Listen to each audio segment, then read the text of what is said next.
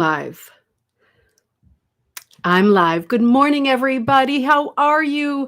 I just pulled up and I'm seeing good morning, Chris from snowy Ontario. You know, it's happened. It looks like we're getting snow forecast for New England this weekend, just a little sprinkle, which is a good start, but it is Halloween weekend after all, getting this extreme weather nobody can deny here. Good morning. You get your tea and pressed thumbs up button. Oh, thank you so much. That is so nice. Good morning, Joelle. Good morning, Linda. Good morning, Mom. You made it back. I've got to touch base with you. I know you had a busy day yesterday. It's a rainy day here too, where my mom and I are an hour apart from each other in Connecticut. And you've got the Blue Jays and the Cardinals going at it in the back. I wonder if the black squirrel is around. Josh saw a black squirrel yesterday, and it signaled all kinds of questions about how many colors a squirrel could be. Like, could he be a rainbow? Could he be purple? Because she's looking at the colors of people's hair nowadays, and it brings up all kinds of questions about possibilities. I hope everything's going well there. I hope the day brightens up a lot. We keep thinking about doing another corn maze, and we're getting kind of slammed with crazy weather. But we did have a beautiful day yesterday, and I went up with the kids to visit Heather, who I met through our group, our Facebook page, who takes care of her grandson. And the kids are a great match for each other with their shared interest in their video games. And it was a beautiful day, and we had a great time. Here comes one of them. That's making me nervous. She's supposed to be upstairs doing her schoolwork. Good morning, Linda, Cynthia. Good morning, Beverly. I was looking at some of your posts this morning. It's been a busy morning.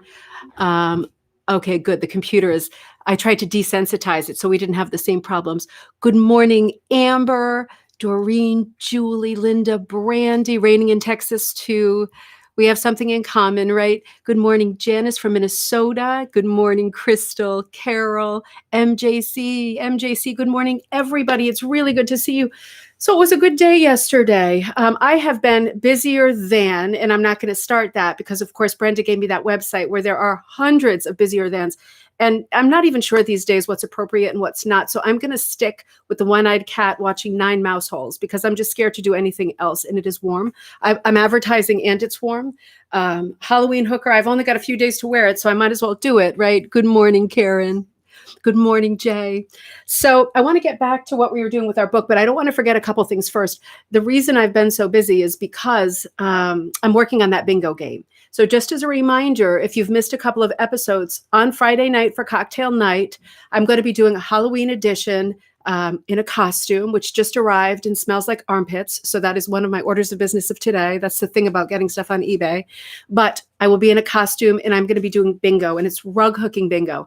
So I've been working hard on coming up with subjects that are interesting so that every time I make a call and say, for example, something interesting like for Mary Sheppard Burton, right?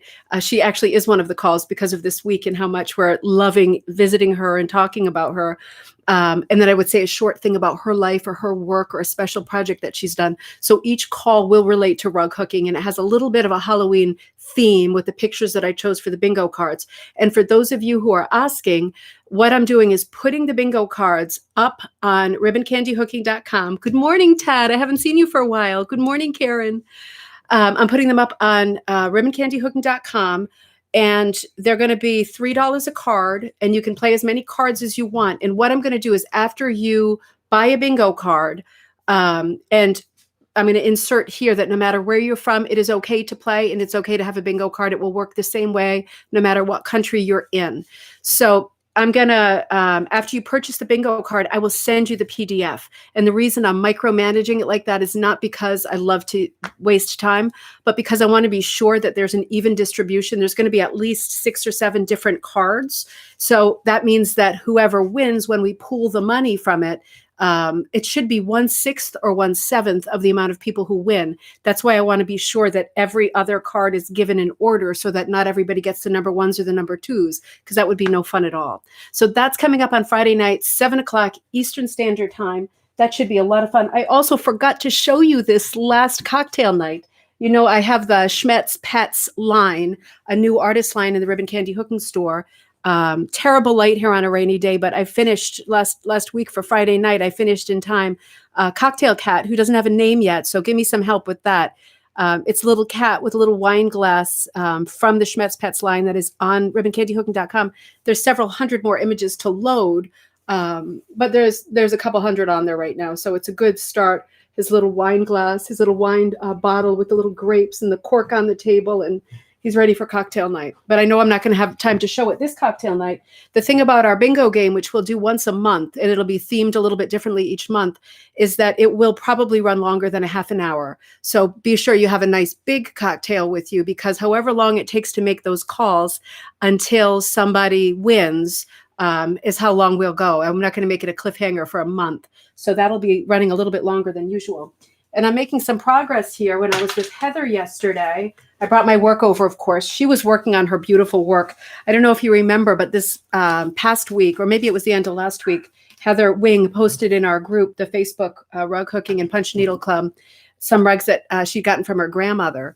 And I got to see them in person, and they are more beautiful than her photos. They are so pristine. It's like nobody's ever used them.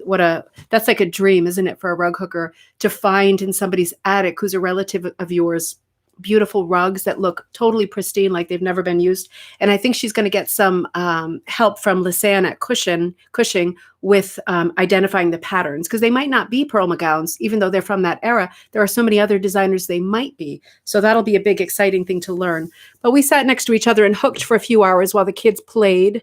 And I worked on my pumpkin that I did the video of, just freehanding. I'm going to finish that video and put it on YouTube in case you're not on Facebook. I recorded the beginning drawing it. That's why it's ort so much chicken scratching going on. Started the pumpkin face, and I did a lot with outlining in lilac. It does have the sort of mola ethnic feel to it because of the amount of outlining in an unusual color. But I'm happy that I did it. And I think it's good to just show every once in a while an example of something that has outlining and has that kind of a graphic look, but isn't outlined in black or in dark. It's outlined in something else, because that's always a possibility. And then it adds a new element to your piece. So let's come back to Mary. This book is just too good. I'm going to finish it today. We're never going to finish it, though, because, it's got like almost 400 pages. And as I said, almost every page is an exquisite rug that is tied to stories of her family and her memories. And each story is like so perfect and moving that every page you want to read and absorb. This is like a museum. I mean, we have our rug hooking museum in Canada. I haven't been there yet, and I think it's closed right now. But, we don't get a lot of this as rug hookers. For people who are passionate about art, there are typically lots of museums you can go to, even locally, where you see beautiful things that you can stand in front of that really move you, that make you stop and think. But for us as rug hookers, it's very rare to find an exhibit or something that's organized where you see so many beautiful rugs at once. That's something that we have got to change in 2021. And that's something my brain keeps going to as a huge overarching project. But for the time being, this book will be a very good placeholder. So again, this is A Passion for the Creative Life, Textiles to Lift the Spirit by rug hooking artist Mary Sheppard Burton, with Mary Ellen Cooper editing. And we were talking about her work, her series at the American Folklife Museum. I showed you this at the end of the last episode, her Noah's Ark, with all of those animals hooked, and then the base that was built. We're going to come back to that. But each chapter of this book, as I've said, is super inspirational. This chapter is called, But I've Never Done Anything But Patterns. And she spends the whole chapter just saying to you, specifically to you, if you have always done patterns, that's not a reason to not take out a Sharpie and draw your own design like I did this weekend with pumpkin and leaves, and just go for it. If you have it in you that you would like to try that, this whole chapter is about pushing you to try that, to just give it a go. Now, you're probably thinking, like I am, thinking about what her work looks like, that it is so perfect and exquisite, and it looks like everything must be micro pre-planned because there's detail in every part of it. It seems from reading this book that it's not that way, that she loves her corners and she kind of saves those and goes crazy in all four corners. I'll show you an example of that. But it seems like she does a lot or she did a lot by, flying by the seat of the pants kind of thing. So not being well prepared or having a great vision is not a reason to not start doing your own original design. Just start and see how it evolves. Like a story, like a life, like anything else, it just evolves on its own. And maybe you are just the passenger that watches it and facilitates it. But that seems to be her approach, just going toward the creative, not thinking a ton about the technical, but thinking a ton about the creative and moving toward that. Because as we've said before, you can get hung up on your technical stuff and your loops and the evenness and the perfection, or you can focus that energy on making the piece that you're working on creative. And even if it's a commercial pattern that you haven't done, someone else's pattern that you love and you're enjoying working, still work on it as a creative piece if that's what's inside of you rather than a technical piece, right? Because you really can't do both 100% at the same time. So this book is all about being creative. She uses, I showed you this yesterday, the excerpt from her Persian rug. Remember how I told you, I'll show you on the next page, the bigger picture, how she found this little photograph because she loves Eastern rugs of many centuries past, like the really old fine ones that were custom and unique. And she found a little like 2x2 black and white picture and blew it up and found all these grotesque shapes and animals. And as a result, she did this, which is not grotesque at all. And she did the braiding around it, but busy, like almost like a Jacobean work, but inspired by Persian rugs and particularly inspired by that little photograph. And she puts the most beautiful quotes into the margins. Many are by her and many are by other people that have obviously been collected over a lifetime of reading and thinking and remembering, because you do remember the good things. So one of these quotes is by Robert Henri, and it's called, in his pamphlet called The Art Spirit. The quote is, "Paint like a fiend when the idea possesses you." And again, that's the theme of this chapter. When you are sort of consumed and grabbed by that feeling, go with it. That's the time to forget about the dishes and everything else. She has another great quote. I wonder if I can find it in here. I hope I can find it. It was so perfect, particularly for women. I'll come to it. It was about legacy. It was about your legacy, particularly again as a woman. So anyway, we'll come to it. But she also talks about in her inspiration, that little black and white photograph, but she says other things. And of course, she's passed away now. So that's why I'm speaking in the past tense, but it's hard to speak of her in the past tense when so much of her work is in front of me on my lap and it's so alive. It's hard to even think along those lines. But she had said that she looked at everything for inspiration, and you never know when it's going to hit that little photograph. But then one day she says she was looking at a little piece of gift wrap, like, gift that somebody had given her. And it was just a small piece, but it sparkled and the pattern really spoke to her. And it ended up being a project that she worked on for 2 years. It reminded her of butterflies. And she worked for 2 years on getting it right. And you know what? It's at the beginning of this book in the front piece. And 2 years later, she had finished what that little tiny piece of gift wrap started in her head, this epic piece, right? It's almost like a laundry list or a catalog of butterflies.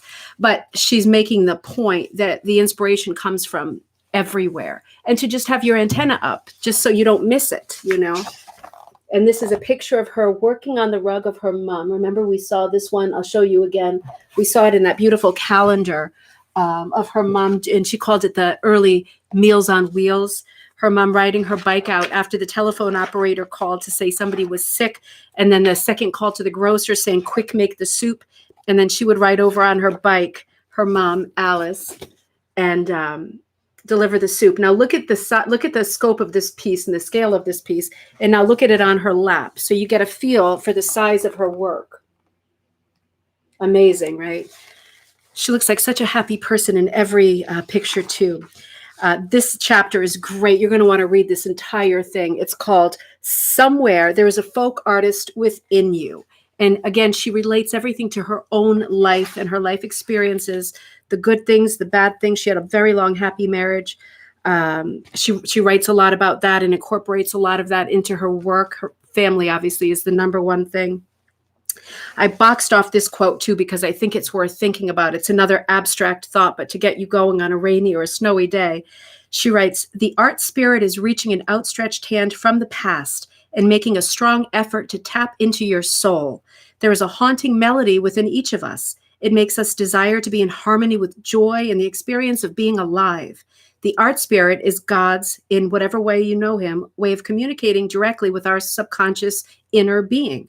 When the message becomes strong and clear, we seek the song of creativity.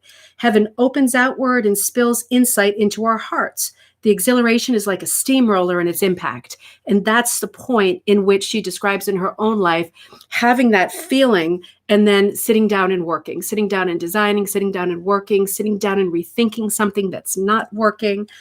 There's a lot of that kind of sentiment in this book. Now, again, family is the most important thing in her work and certainly was in her life. So there's a chapter, of course, called Heritage. And this is what it looks like. Now, this is the grandmother's rug. Remember, her grandmother was the person when the strawberry train came through town, this little Maryland town, every week, one woman came to take a lesson. And the book also tells us that other women would come to the grandmother for supplies, for help, for advice, getting out of jams. But the grandmother would be, I'll read it to you, but her name was Sadie White. She said her grandmother, Sadie, survived a lot of hardships working on an Orinoco tobacco farm, which is the most undesirable kind of tobacco, so not profitable. And she became a widow early with 4 sons and a baby daughter. And she just made it work. She describes her as wearing a little white ruffled dust cap, always losing her glasses, and then always finding them in her cap, which is the kind of thing I remember from my grandmother too, her Kleenex, like under her bra strap, under the layers of sweaters. But everybody has those kinds of great memories of grandmas. But her grandma was 92 when she was 5. So there was a huge age difference. She still remembers her really clearly as being a great inspiration. But it seems like from this chapter, that even though her grandmother was teaching a lot of other people and making a she was so great with Mary that she wasn't directly teaching her. So she would learn later about and pick it up because she was aware that it was part of the family history. So it seems like the aunt ended up, after the grandmother died, having all of the rugs and fortunately inviting Mary to visit. Of course, they would visit, I hope, often. But in April of 1978, Mary had the chance to go inside the garage, which she hadn't done before, where the aunt lived, where the grandmother had lived. And she said the garage held a mountainous pile of covers. And what I found under them was a number of hooked rugs that were made by my darling grandma. Mr. Frost had little idea, I think, what pleasure he brought to the ladies of the 19th century through his sale of patterns and supplies. The tangible reached out to me again, touching me in a tender and loving way. So in other words, she's making a hat tip to Edward Sands Frost and all of the early stencil commercial patterns that he did, that we know from past episodes of this show and from reading that those early Sands Frost or Ebenezer Ross patterns were usually more like placeholders than black and white patterns. So you would have your stamped pattern out, but every book will tell you, every history will tell you that women considered that a suggestion, and they would do their own thing with color and do their own thing with lines and draw over the pattern with charcoal from the fire and rework it to their own sort of specification, taste, or their own story that they were trying to relay. So at least you have a starting point, but people were creative enough and made time often enough that you get sort of variations and mutations on these commercial patterns. And even her grandmother, who was a great rug hooking artist by all accounts, still used these Frost patterns as a basis and then did a lot of her own designs. And then we talked a little bit yesterday about the way that her house burnt down after 40 years and she lost the beautiful set of stairs, and how this Hands Across the Borders movement happened between Mary and this Canadian group from Ontario who redid all the steps. So I won't do that again because I talked about that yesterday. But I think it's worth just mentioning, while I was reading in bed last night, I was reading a different book about saving, I forget what it's called. I'll review it completely, of course, in a future episode. But it was about a couple who found what I think were called the Garrett patterns. You might know more about this than me, but I'm going to read the book cover to cover. So I'm going to learn and I'll relay what I learned to you. But they referenced the group called Hands Across the Borders in that book too, which made me think this is an ongoing group, not just a one project sort of designation, but an ongoing group. So throughout this book, Mary is going to be talking about her inspirations. This is another example of inspiration from Eastern style, right? So like we were talking about Helen Albee and the Abnaki rugs, Mary is more inspired by Eastern European and sort of what we then called Oriental art and rugs, the really early rugs. Persian pastoral. And of course, there's a whole chapter about one's called Charlie in honor of her husband of so many years. Turned him into a turkey for that picture. But you can see every page of this book is a piece of her work with a story and what she was thinking when she made it. Chapters that are just all inspiration, chapters that are informationable, to how-to chapters on how she finished, what backing she used, what hooks she used.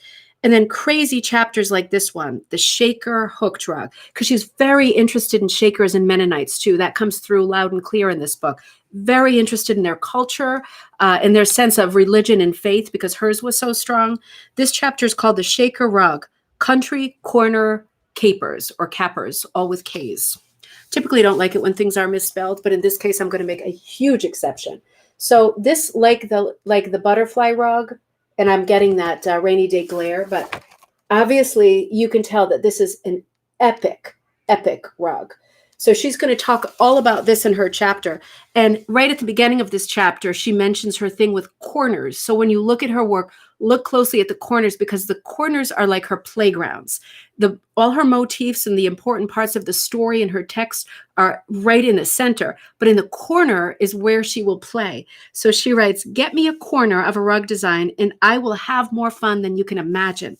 So let me see if I can see a close-up of a corner of this rug. This chapter is many pages about how this is related to the Peaceable Kingdom, crazy quilt design. I'm going to try to show you. She's got lots of close-ups, but let me see if I can show you just one corner. There's like a complete hooked village in every corner. I wonder if you can see that without a glare. Yeah, that's not too bad. And then here comes this corner. And then you can see her border is hit or miss. But you can see seasons in this. You're seeing the whale, I hope, and the pumpkin and the seasons. And then she's got almost like a tornado, whirlwind, eye of the storm, grounding motif in the center that looks like a Shaker barn, right? Because they used the round barns. So I'm making the assumption that that is a Shaker barn. But you can see it has a sampler quality too. There's letters all over the place. This whole chapter will be about this rug. And you will be looking at this rug for hours with your magnifying glass, trying to get the most out of it. So she's talking a lot about her own work, but she's also talking about the history of rug hooking, which I know that we love. We share that love and that interest in learning more about the history. So she talks in this particular chapter called Searching for the First Threads in Time about the connections and the associations that have always been made between British sailors and rug hooking. And that is, she explains in this chapter in the most articulate way I've ever heard, concise way, where we get the word thrummer, because you probably have heard that word in relation to rug hooking. For me, I belong to like 3 of the ATHA chapters in Connecticut, mostly because I loved visiting with people and being with people in person. Of course, that's not happening right now, but when I signed up for 3 of them, that was my intention, was to talk and visit as much as possible. And I also signed up for the Rhode Island chapter, which is no longer an ATHA chapter, called the Little Rhodey Thrummers. And you just started my first project and love it. Oh, I'm so glad, Lavana, you started your first project and you're loving it. You were looking for a new craft. Now you are in the Northwest Mountains of Georgia. See, that's important because I know that there's other people in Georgia. The woman I did a class with the other night is in Georgia, and she was wondering who else was there. I think she's more like on the Florida line, so maybe not near you. But it's so good to post in this thread and on Facebook, if you're on Facebook, where you are, because I bet there's other people who, like me and Heather yesterday, would love to just get together and sit and be together to work. You know what, Doreen? Maybe someday it will be an hour long. I try so hard to do this and fulfill orders and occasionally do creative work, which I don't get to every day. But I'm hoping one of these days, maybe post homeschooling when life is quieter, or I have my own space, which I've been thinking about a lot, that it can be possible to extend it a little bit, because I get a lot of messages and feedback that there's a lot of people out there, probably more than I think, who are listening and feeling inspired. And it makes me really, really, really happy and proud to think that I'm reaching you with something that's important. It makes me think of the biography of Mr. Rogers. I'm going to choke myself up, who in one of his chapters, because, he was a minister as well. He was in church visiting a different congregation than usual. And he said it was one of the only instances in his life that he ever was ashamed of himself for being judgmental, because he was listening to what the pastor or the minister was saying of this church, and he didn't know the person. And he felt that it was poorly delivered, not very inspiring, fairly lackluster, not academically that good. And he was young here. And he said he noticed that the woman next to him was just bawling. And the idea that he took away from it was that for him, it meant nothing, but for somebody else, that person, the minister had said just what that person needed to hear at that time. And that's what's so great about, I think, Zoom calls and coffee times is not every episode is going to get every person, but maybe once in a while you hear something or you see something that is what you need to hear or see at that time. And then you shoot away from the computer and you start working on your masterpiece or your next thing. And that's what's so great about being able to do this. And I hope it can be longer in the future. I'm getting some great support on Patreon, which I appreciate, because there's also bills to pay. So in this chapter, she's talking about thrummers. And I was talking about the little roadie thrummers because it is a curious name if you don't know the word. And what a thrum actually is a piece, like a yarn, a strand of yarn that's folded. So a tufted strand, one loop. And this is called a baggy wrinkle, which is a collection of thrums. And obviously this is something from a sailing ship. And one of the masts would be strung with a rope that would have these baggy wrinkles that was made up of tons and tons of thrums. And the reason it was there, here's a picture of the whole thing hanging down, was to sort of soften the constant blow of the wind hitting the sail, hitting the wooden poles, right? Because it would take a lot. A sail is made out of sailcloth, which is substantial, but it still takes a beating. So with these thrums in place, with these baggy wrinkles strung, it would soften the blow every time. And it made a big difference to the way that the ship sailed and how long you could use that sail. Knitters thrum mittens with wool to make them warmer. Interesting. So I'm guessing, Karen, that means that, like a pom-pom, you're adding density with more, like in concentrated spots with more yarn. Is that the idea, coming up like a pile? There's a little delay, so we'll have to wait. That's interesting because I am not enough of a knitter to know that. So thrum is being used. It sounds like it's probably being used as the same idea with knitting mittens, because obviously a thrum or a baggy wrinkle here is a huge concentration of the ends. Now, the assumption is, and the evidence, the historical evidence points to the fact that British sailors were doing something that resembled hooking or rug making besides making baggy wrinkles, and that could be an even earlier sort of origin or beginning to the story of rug hooking that, we believe begins in the early 19th century, somewhere between Canada and northern New England. Oh, thank you. Well, I'm just reading from Lavana saying, bringing joy to newcomers and bringing information is a really important thing. It's important to build this community. That's why I'm in love with this book, because this is the way that Mary lived and this is the way she felt. Was sharing information was the most important thing in the world. Inspiring another person or giving another person a little bit of a leg up is not just a good deed. It's supposed to be a way of life. They are hooked through the mitten from the inside out. Okay, so thrums, when you're knitting, you're hooking them from the inside out to make them warmer, and that makes a lot of sense. So we're getting an even further spin, sharing information and getting a further spin on the word thrum. But there's a big history in here about this possible British sailing connection that Mary does. There's a lot of history. I mean, I'm looking at a Viking ship right now. So she's going back to different kinds of rug making that won't all be hooking, but she's going way back in the annals of time, into different cultures. Of course, she's interested in different cultures a lot. And chapter after chapter, she's talking about, she's even got a beautiful timeline in here. This is like the when you don't have time, when you've got 5 minutes to sit down, reading timeline year to year, the really significant things that happen from one year to the next, starting in AD, in terms of carpet making and textiles. She's absolutely comprehensive. So, and then the book goes toward the series of 12 that are in the American Folklife Museum at the Library of Congress Center, not museum. And then in the end, it goes from artist to artist, dozens of, talk about a nice seasonal picture right there. Look at that. The pumpkin market. How beautiful is that? I've seen that recently. Does it say what that is? Opposite page, Market at Mahoney Bay. That's beautiful. Macintosh apples. I'm going to try to figure out. Let me know if you know who that is, because I'd like to get this one and do it.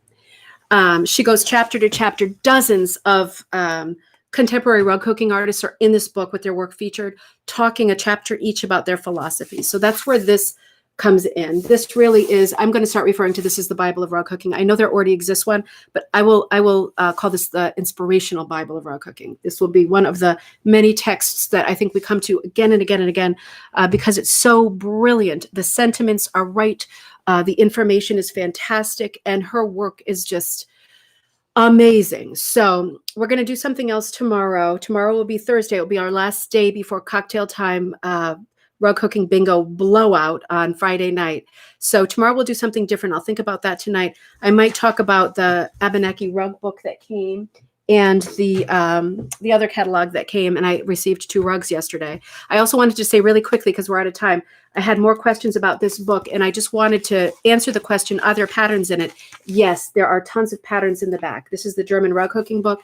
This whole folder is patterns in the back. So the answer is yes. If you are into punch needle, even though it's in German, you got this. There's nothing that you need to know that's written in German. You got your color pictures and you got your patterns in the back. So if you've got that in your cart on Amazon, you're holding for that info, go ahead and press the button on that, make it happen.